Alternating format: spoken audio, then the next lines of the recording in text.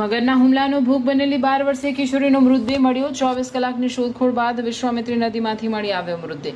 વડોદરા જિલ્લાના મેઢાદ ગામમાં મગરના હુમલાનો ભોગ બનેલી 12 વર્ષીય કિશોરીનો મૃતદેહ 24 કલાકની સઘન શોધખોળ બાદ આજે સવારે વિશ્વામિત્રી નદીમાંથી મળી આવ્યો છે। રવિવારે સવારે બનેલી આ દુઃખદ ઘટનામાં મગરે કિશોરીને નદીમાં ખેંચી લીધી હતી। પ્રાપ્ત માહિતી અનુસાર કિશોરી વિશ્વામિત્રી નદીના કિનારે હતી ત્યારે અચાનક મગરે તેના પર હુમલો કર્યો હતો। ઘટનાથી સમગ્ર વિસ્તારમાં ભારે દહેશત ફેલાઈ ગઈ હતી। સ્થાનિક લોકોએ તાત્કાલિક ફાયર વિભાગ અને વહીવટી તંત્રને જાણ કરતા રેસ્ક્યુ ઓપરેશન શરૂ કરવામાં આવ્યું હતું।